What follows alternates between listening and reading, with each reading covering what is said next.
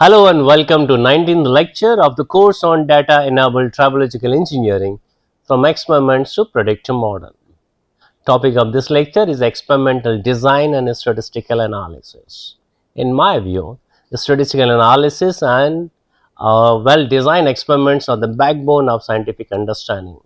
Therefore, it is critical to conduct experiments and interpret the results correctly.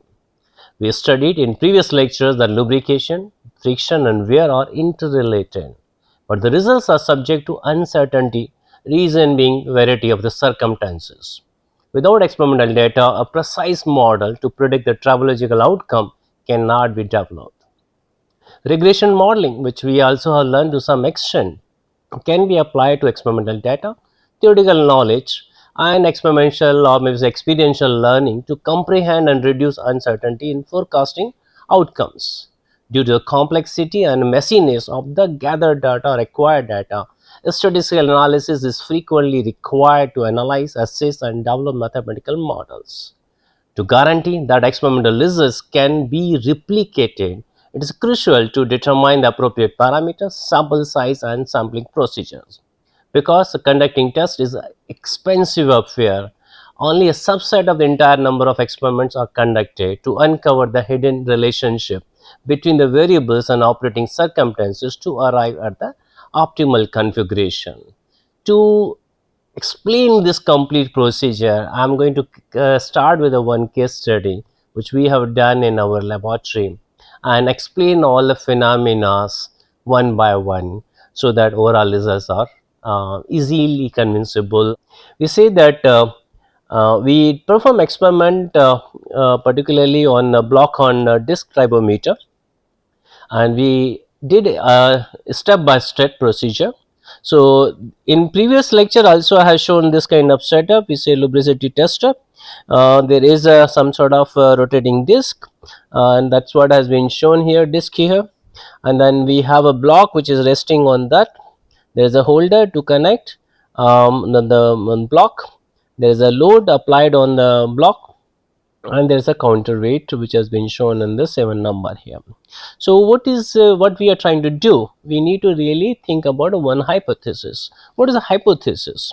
We say we use a 2D nanoparticle which we have studied in lecture 15, that nanotribology. When we use a 2D nanoparticles in a gear lubricant, it will improve the tribological performances. Naturally, there are various factors. We can say lubricant type, it can be any. Gear lubricants are several. Nanomaterials, again there are variety of these nanomaterials. Applied load, applied speed, operating temperature can be changed a lot. So we have primary many factors. But what do we do? So we go ahead with sequential manner. We say we required for experimental design, we can use a Taguchi method or maybe related method in this case. So we need to decide something on the factors, and we need to decide something on the labels. What are the factors? In this case we are choosing some sort of nanoparticles.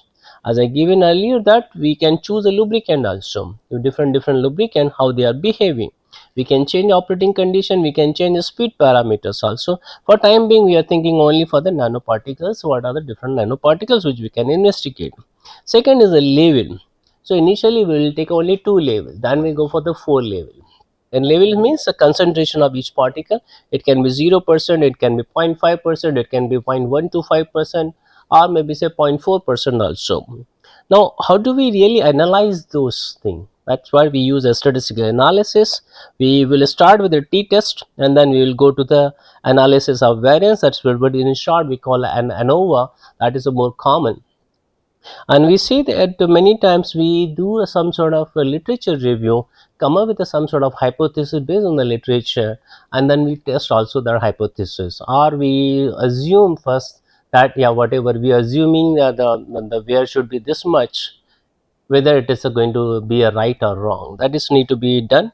And finally, based on outcome, we will try to interpret the results related to friction, wear, and beyond that we can optimize parameters which configuration will really give the right results. However, the optimization method we will not do in the present lecture. Remaining all thing will be done in the present lecture. So let's start with experimental designs. We say the factorial design and fractional factorial design. What we say factorial design, in my view, these all are the relative. Factorial design, we choose of what are the factors and what are the labels. For time being, we say that k is a factor and label is a 2.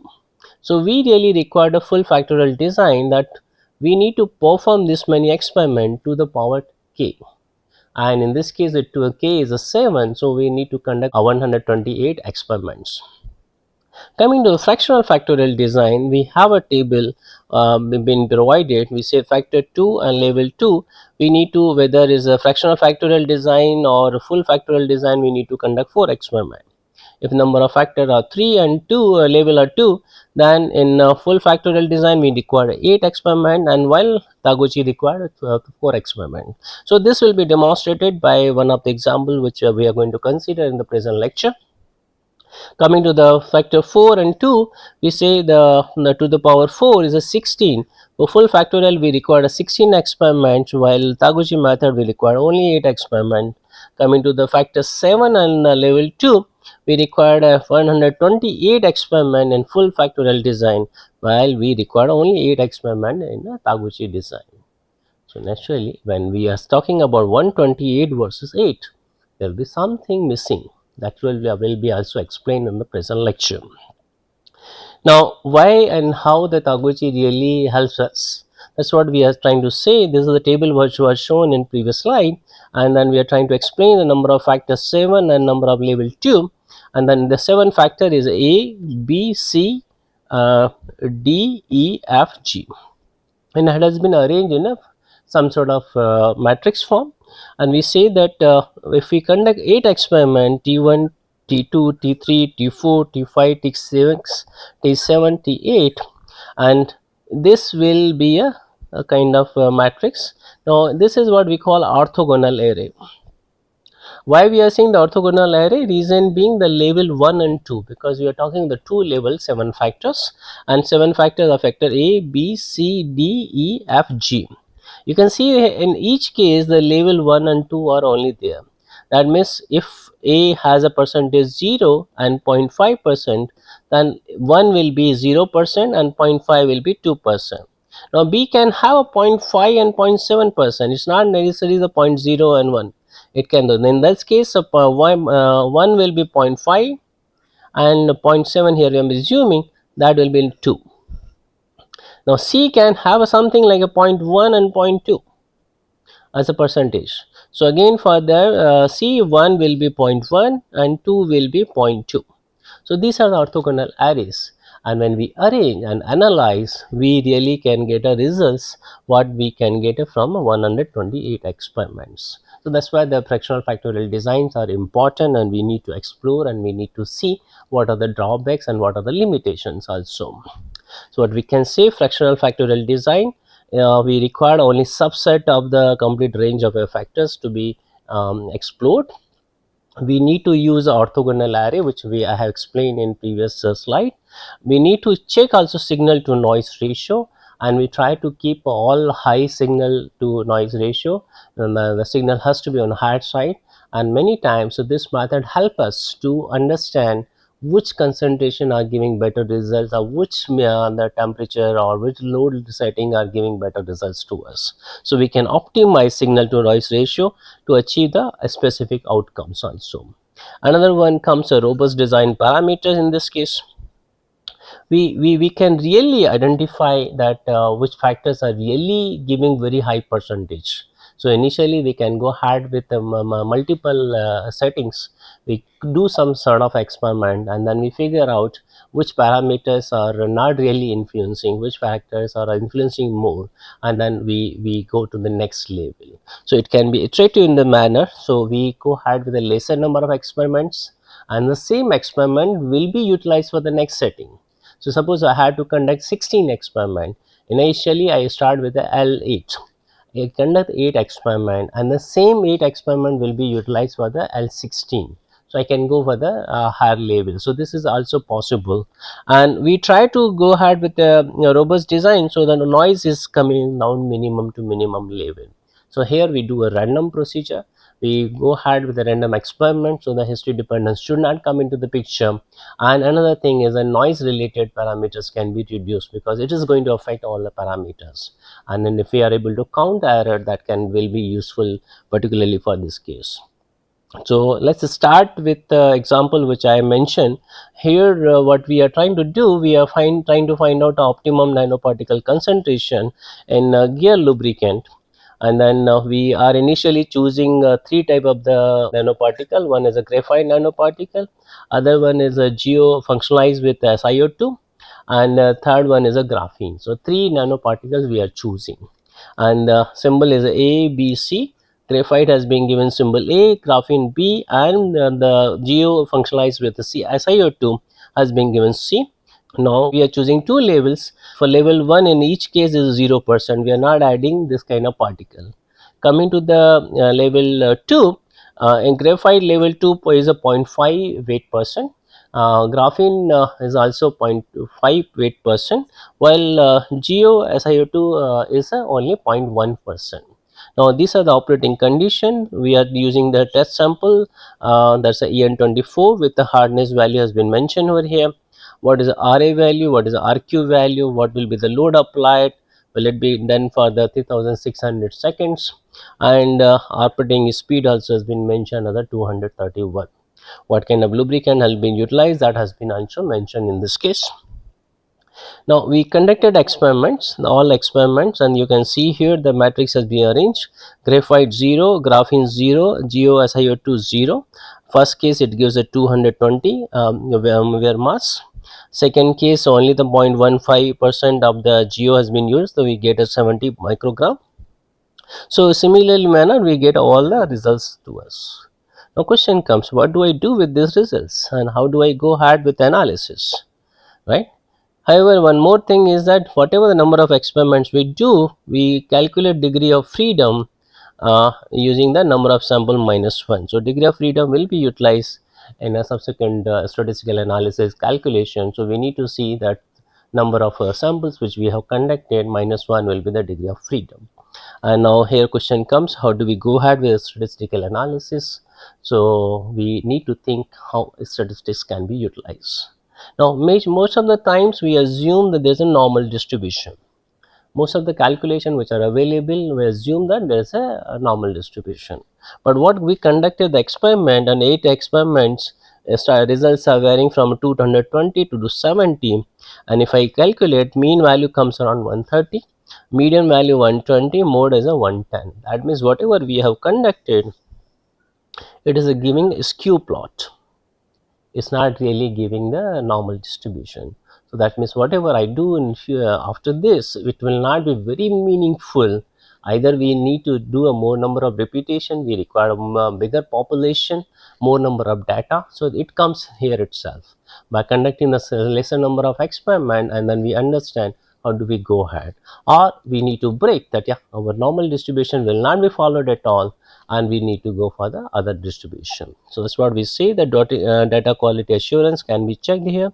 Understand variability and pattern in data. Here we can reveal the potential outlier.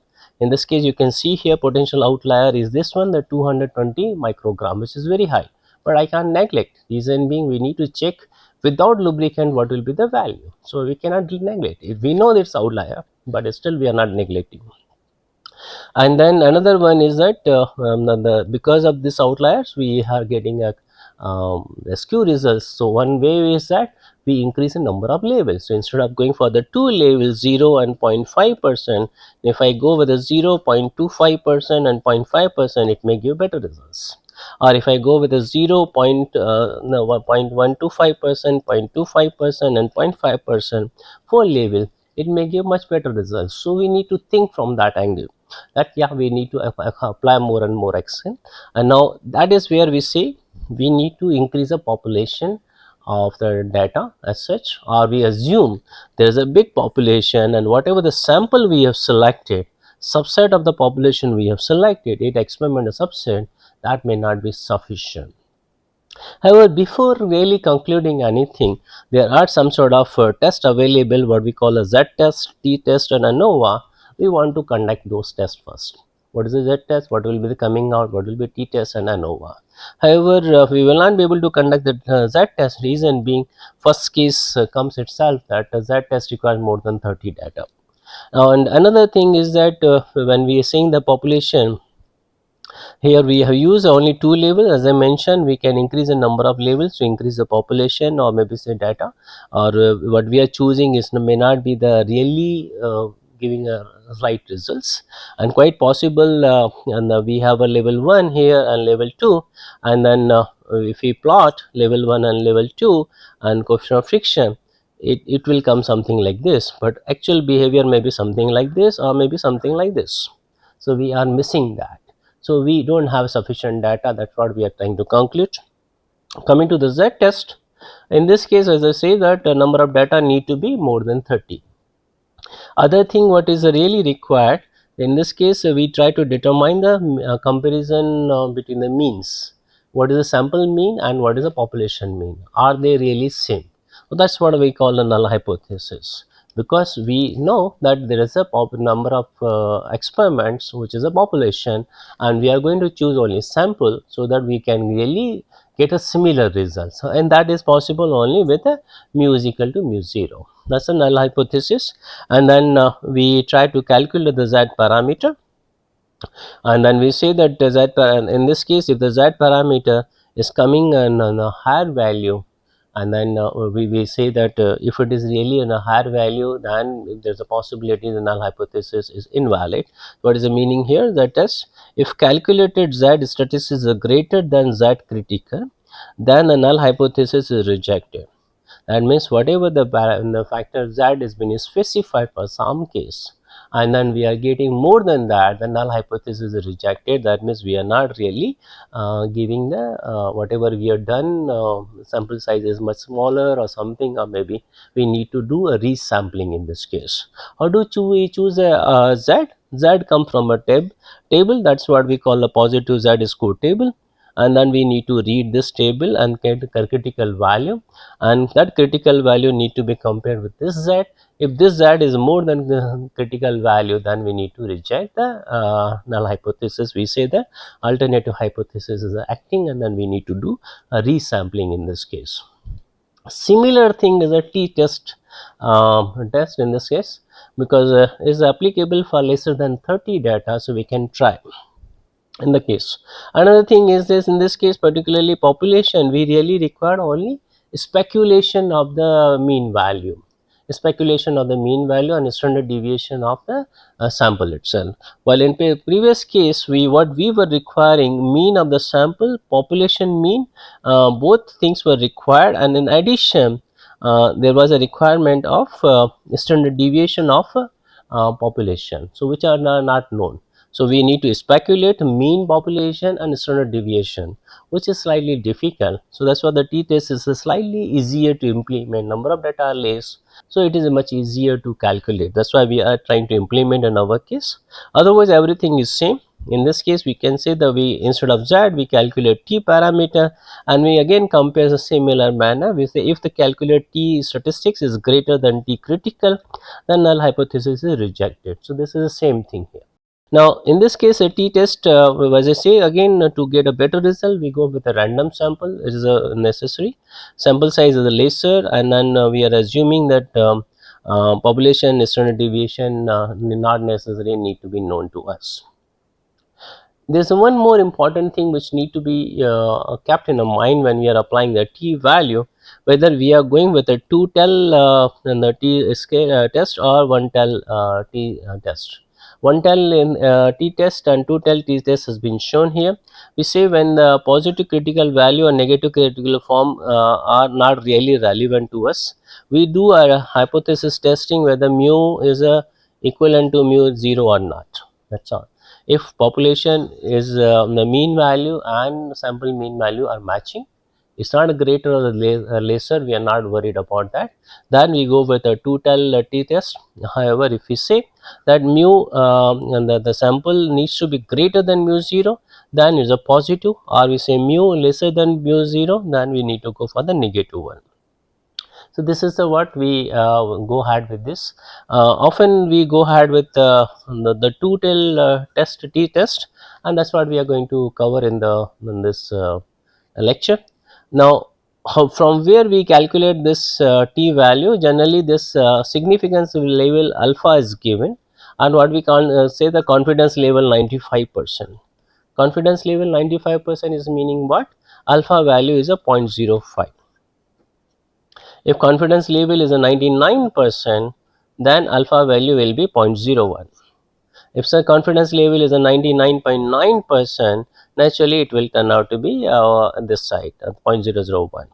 So this is the way we calculate value of alpha. Now degree of the freedom, as I mentioned, number of experiment to be conducted.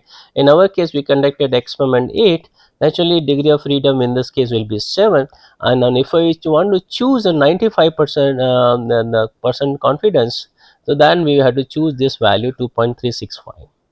That means if t value which we are going to calculate is more than this, then the hypothesis will be null, hypothesis will be rejected.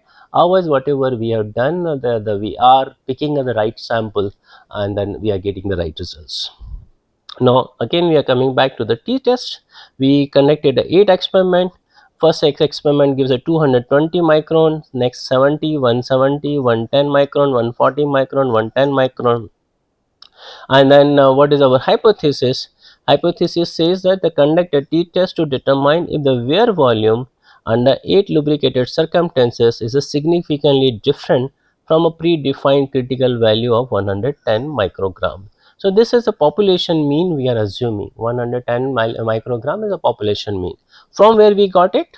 This we say initially in absence of nanoparticle, we were getting wear rate something like a 220 microgram, and we are hypothesizing something like, when we are adding the particles, at least a 50% wear reduction should happen. That's why the 50% up to 20 is a 110 micron. That's what we are assuming in this case. So we started the null hypothesis where under lubricated condition is not significantly different from critical value of 110 microgram. And then we calculate the mean value. In our case mean value comes around 130. We calculate the sample standard deviation, that comes around 47.5, and then we calculate the t value, that is coming around 1.1907. Degree of freedom is already mentioned, the 7. Now this 7 is here, and we are talking about the 95 percentile, and this is a 0.05 here, and that's what I say, the 2.365. As a t value which is a 1.19 is a lesser than this, that means null hypothesis is a valid. So we have selected a sample which is really representing the population. This is just only for the example purpose. I don't want to go for nitty gritty of the in this one. He said just to explain how do we test the t-test as such, and we say the significance level of 0.05 and 7 degree of freedom. Critical value is this one, and absolute value of t-test, this is a 1.1906, is a lesser than 2.365. So there is no need to reject null hypothesis where under lubricated condition is not significantly different from the critical value of 110 microgram. That's what we are presenting in this case. Now we are coming to the ANOVA, which is another test.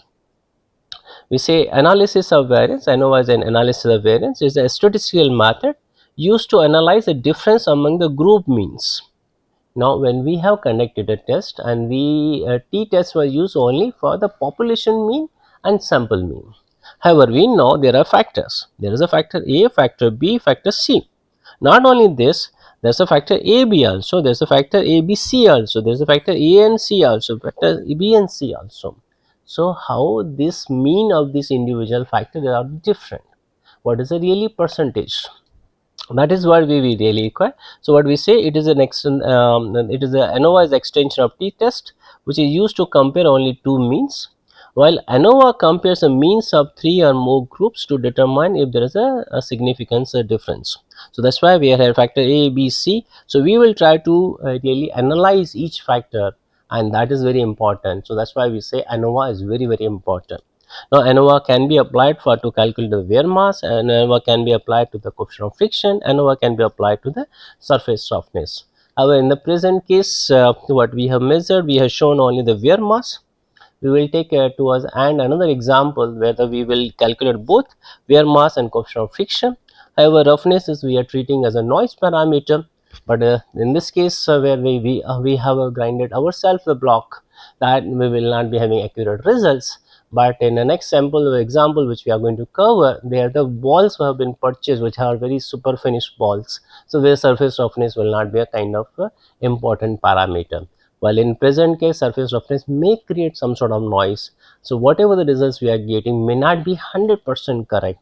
However, from explanation point of view, from illustration point of view, from understanding the method, this point of the points are fine or their results are okay. So these are the some steps: step 1, step 2, step 3, step 4, step 5. Again, I'm not going in nitty gritty of this step because last example I'll explain all this. So here when we are using ANOVA, all the 8 steps, and then we find some sort of percentage. You can see here graphite is contributing to wear percentage something like a 7.91%. Coming to the graphene, percentage is 0.3.1% only. Coming to the GeoSiO2, the 62%, that means this lubricant additive has a maximum importance, 62.02. Coming to the interaction, AB is also giving 7.91%, AC gives us a 5.06%, BC gives around 7.91%, and error column, which either we choose A and B and C, then error will be 0. But here we are choosing A instead of A, B, C, we are choosing error, so it will be the 8.86% in this case. So what we are trying to conclude here, using ANOVA at least we are able to understand which particle is giving a better result and which particle is not giving any result and then can be neglected. So what we can analyze, say ANOVA, that graphene has a minimal percentage 0.31%, GeoSiO2 has a maximum weightage 62.02%, and then next one also comes if instead of 2 power 8, that's a L8 the 8 experiment, if I do the L4 experiment using Taguchi, what will be the difference?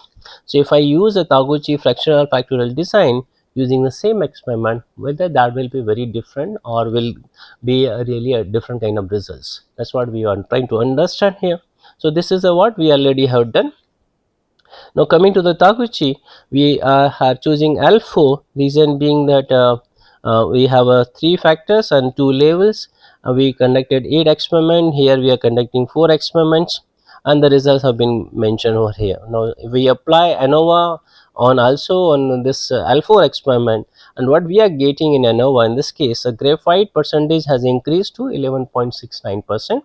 Graphene percentage has increased 2.14, and GeoSiO2 also has increased 86.15%. Why it has increased? Reason being we have not considered the interactions and error also. So this why that this gets adjusted. So what I can say here, when we are using ANOVA on Taguchi, trend is the same, it is not changing significantly. There the maximum importance was given to the GeoSiO2, here the maximum importance is also same. Second percentage the while is coming from the graphite, and same thing is in the case of this one also. Last one was graphene, in this case last one is also graphene. So there is not significant change. However, interaction in this case lesser number of columns, we are not able to see the interaction. So that's why we choose even the Taguchi method, we need to be keep in mind whether we really require interaction or not. If interaction is required, then we should go for slightly on hard side. Aside, otherwise we will not be able to get interaction, we will be getting only the direct measurement, which has been shown in this case. Now we tried a next level. As I say, now population is increased. So we in the sense what we say percentage, initially we talking was 0% on the graph and the graphite a point 0% and 0.5%. Now we have started in between also we selected 0.125% and 0.25%. So instead of the 2 level, now we have started 4 level.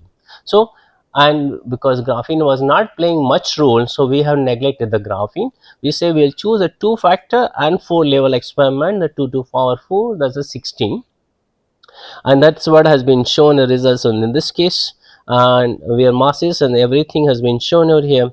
And now in this case particularly if we look at percentage, Geo SiO2 percentage has moved little bit above 63%, while graphite has increased little bit percent, and A into C factor is coming something like a 19.5%.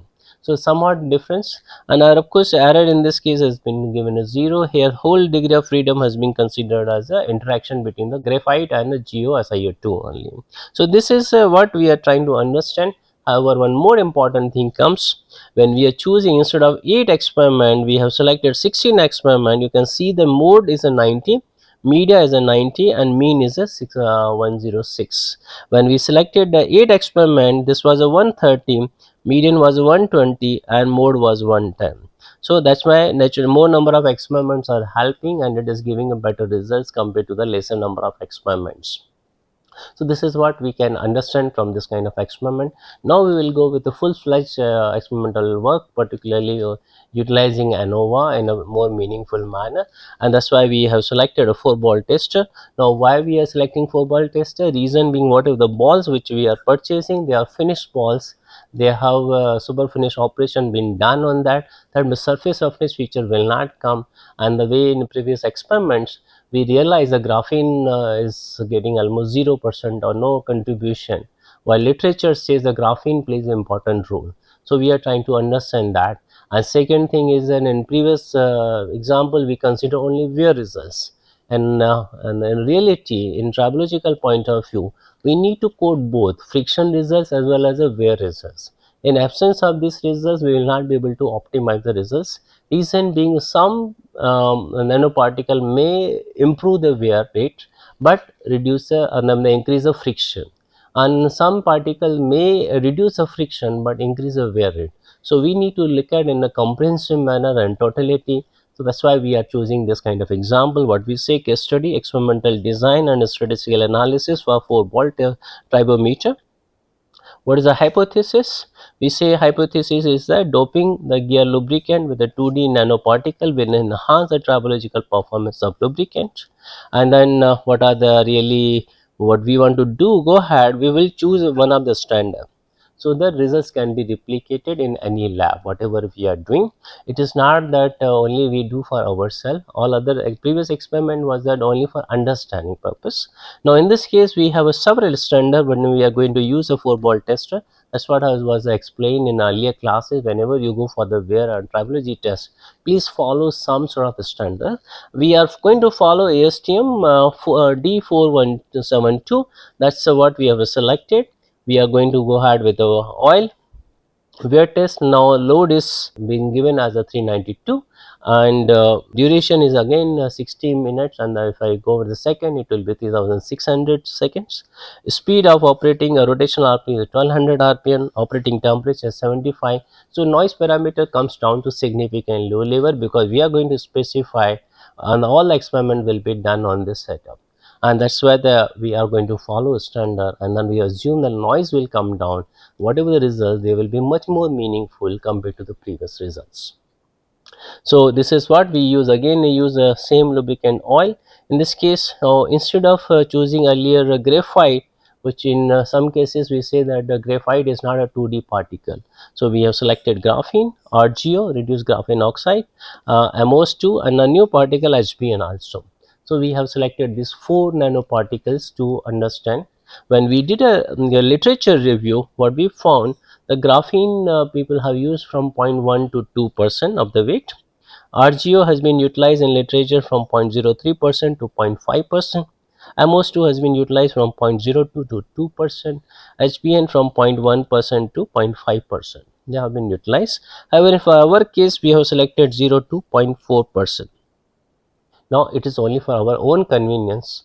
Anybody can choose any other percentage. Here we are trying to understand how this ANOVA really helps to understand friction and wear. So we use the fractional factorial design. In this case, we selected aniline orthogonal array. So these 9 experiments have been shown over here. Graphene percentage 0, 0.2, 0.4%, RGO 0, 0.2, 0.4, MOS2 0, 0.2, 0.4, HBN 0, 0.2, 0.4%.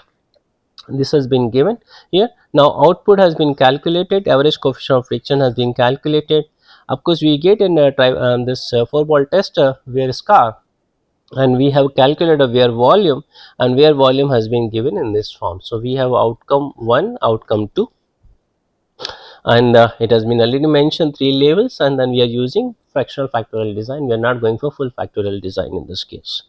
To give a results in a slightly better manner, what we have done, we have separated factor 1, factor 2, factor 3, factor 4, and then in this case also level 1, level 2, level 3. It is an easier way to understand the ANOVA.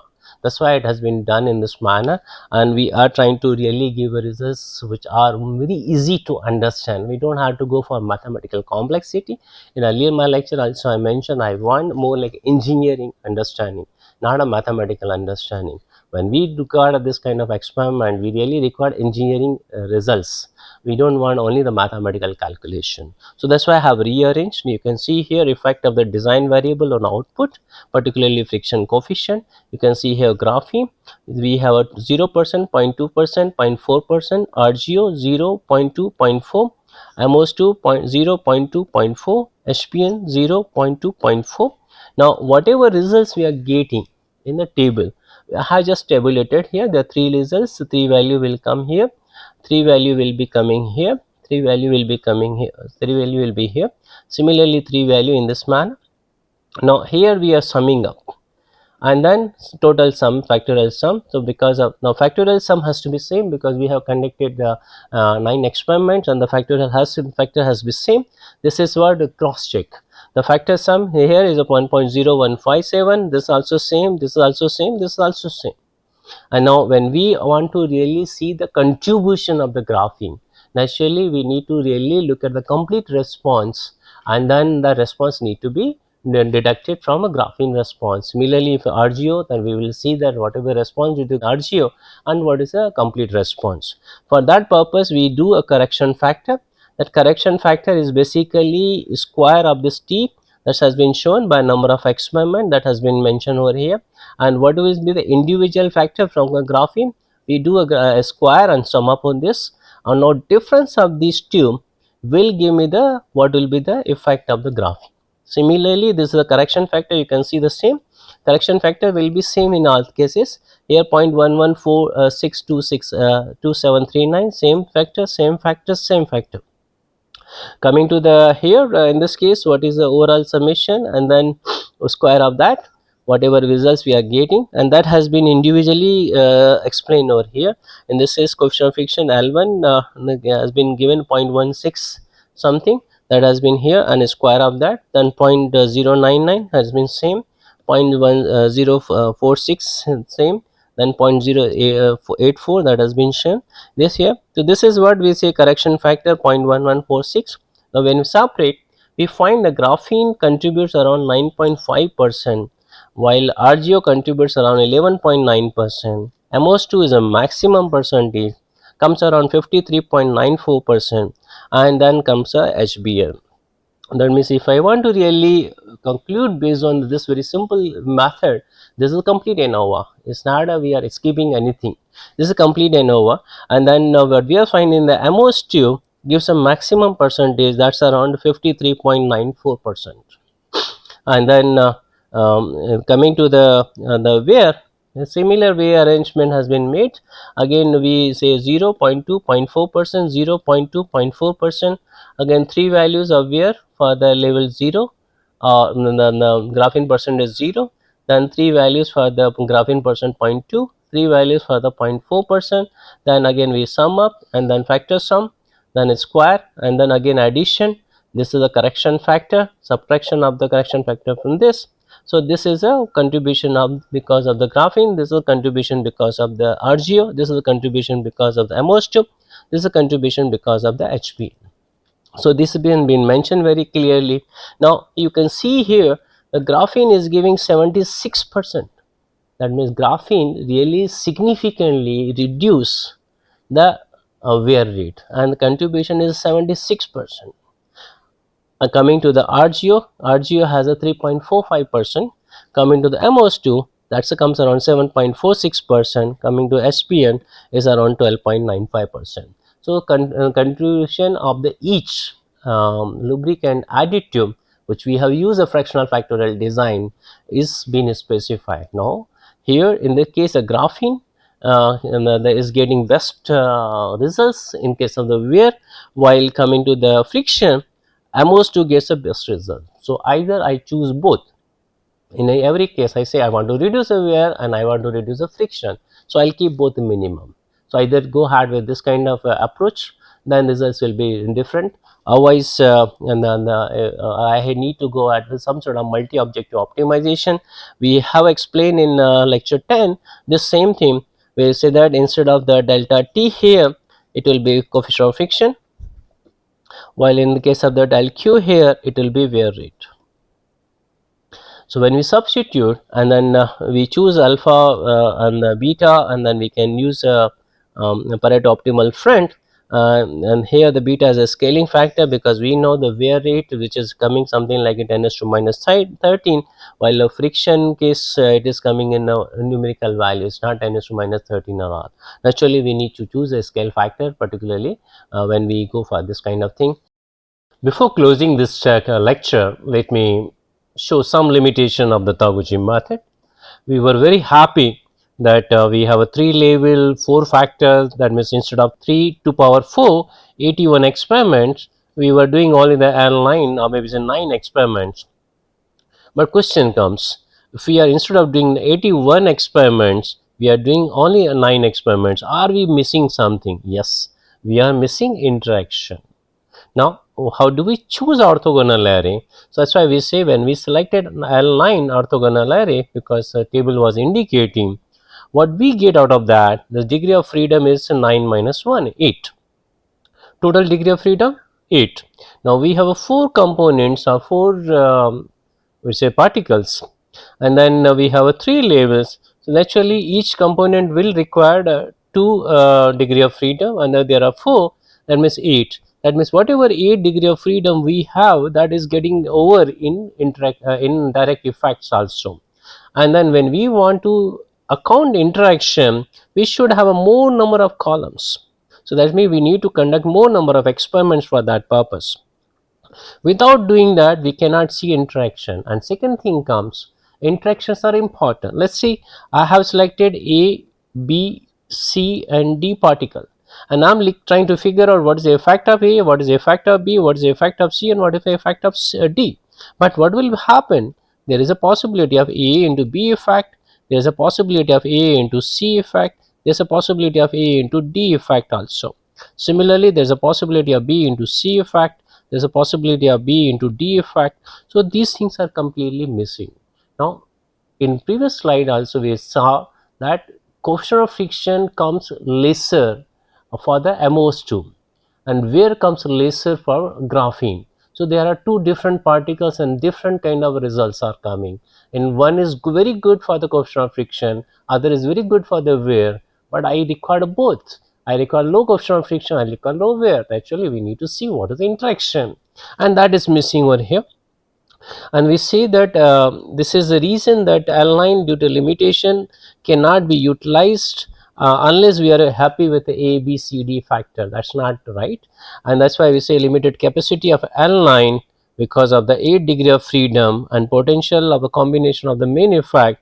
Interaction really required a somewhat different kind of response. So here instead of going ahead with the L9, I'll prefer to choose L18 where some interactions can be accounted. At least L18 should be selected for that. So this is one of the limitation of Taguchi.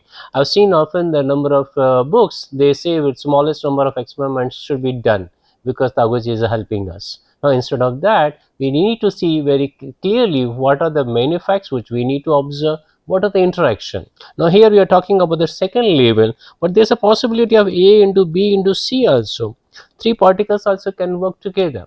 So this is very important. Now if you want to see all the interaction, we should calculate all, and based on that we should choose a orthogonal array. 1 or 2 additional need to be done because L18 will provide a degree of freedom 17, that will maximum 17 level we can see. 17 including the main effect and some interaction. Again we really require to choose orthogonal array so that we get all satisfactory results. Of course, it may not be a limitation of Taguchi, but the way the Taguchi method has been utilized in literature, that's what we are trying to convey here. We should choose Taguchi method more effectively by looking at what we want, not only the lesser number of experiments.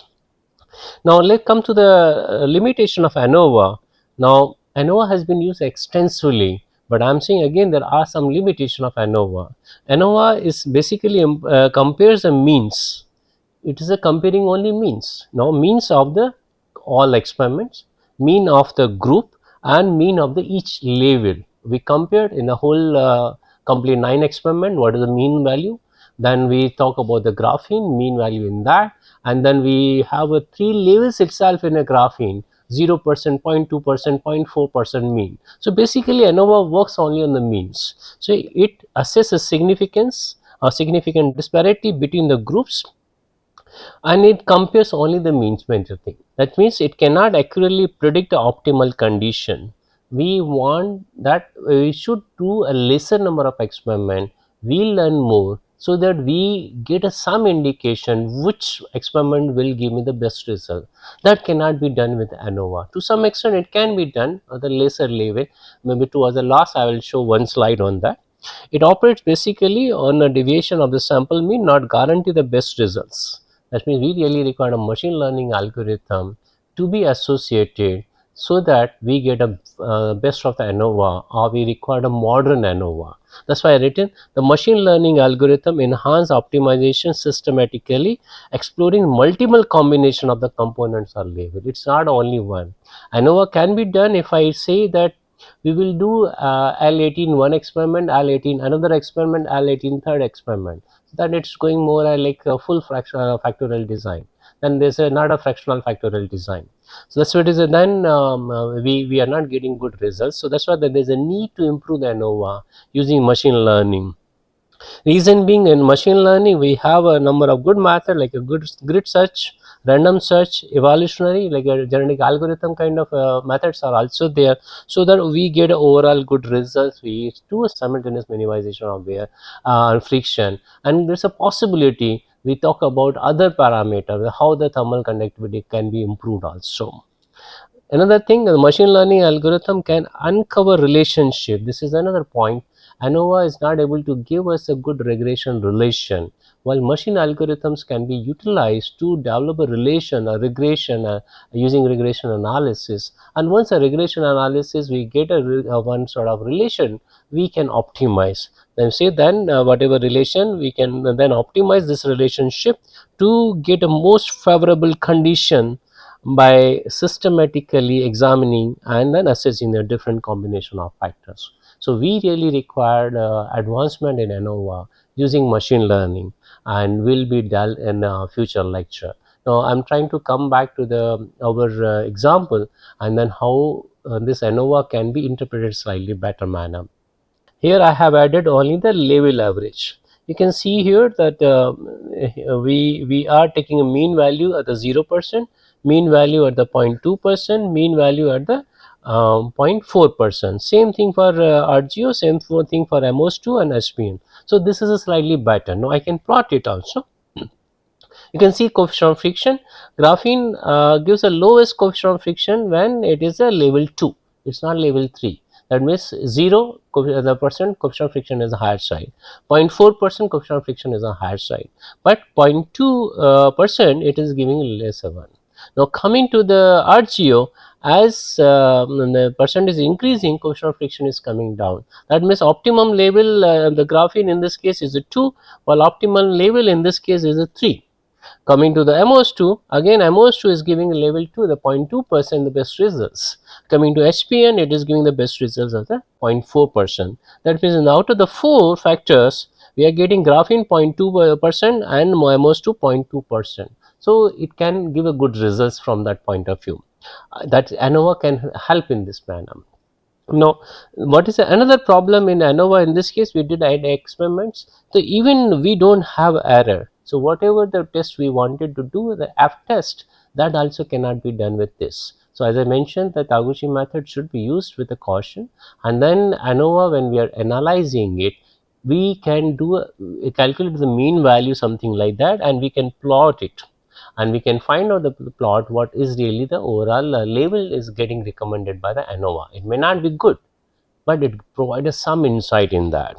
The same thing we repeat in a wear related volume. Here you can see here in the average the 0%, average of the in the 0.2% and average of the 0.4%. For RGO 0% average, 0.2% average and 0.4% average. Now if we plot here, we are able to see if the graphene if continuously increasing, it will give a lesser wear rate. Now the question comes, shall I keep on increasing the graphene percentage, which is giving lesser and lesser wear rate? Because earlier case it was a 0.2% it was giving the best result, while here in this case a 0.4% is giving the best result. In RGO case that was giving the 0.4% best results, while here in this case particularly wear case it is giving the 0.2%. Again we have only results 0%, 0.2% and 0.4%. There is a possibility maybe we get optimum the 0.3% or 0.15% or 0.25%, that we are not getting any results related to that. That is a major drawback of ANOVA. We are not able to get a regression model properly, and then how do we really go ahead with the optimum results. Now coming to the MOS2, in this case MOS2 is showing the same consistent result. The 0.2% is giving optimum result for the friction, optimum result for the wear rate. So this gives a little more insight. That's why I say when we are working with a mean value, it is giving more insight. ANOVA really gives insight, but it's not giving the best result. For understanding the system, understanding the overall results, ANOVA is good, but otherwise it is not giving the best result. That's why we really require a machine learning algorithm. Coming to HPN, it is giving again a similar kind of result. 0.4% is giving the best results in the situation. So if I try to summarize what we have done, we plotted, we say the graphene gives a 0.2% best here for the coefficient of friction, RGO gives a 0.4, MOS2 gives a 0.2, HPN gives a 0.4. Coming to the wear, graphene gives a 0.4% best, RGO 0.2, MOS2 0.2 and HPN this is a 0.4%. This is what has been tabulated. Now if we make some sort of elementary regression model, and that we can get some sort of what will be the optimum minimum wear rate and what will be the minimum coefficient of friction, that formulation can be done. Again this is only the linear level. We know that wear and friction, coefficient of friction do not follow the linear relationship. We really require the advanced level in that situation. In this case we say that optimum value for the coefficient of friction can be 0.0681, can be achieved using this kind of relation, particularly when we are combining all the combination of optimum. That means we say that the graphene 0.2%, RGO 0.4%, MOS 2.2%, SPN 4.4%, that combination will give a coefficient of friction something like this. It can be checked. We can perform experiments on that. We can check it. Quite possible we may get the same result, we get a little different results also. Coming to the wear rate, again whatever the here we say the graphene 0.4%, RGO 0.2%, MOS 2.2%, HPN 0.4%. Based on simple the calculation, we find that minimum wear rate may turn out to be 1.91 10⁻⁻14, and we need to conduct, as we have not done this kind of results earlier, we are just predicting using one linear relation in ANOVA. So experiments are really more experiments are really required. So ANOVA provides some insight but doesn't give optimal results. With this I say thank you for attending this lecture. Thank you.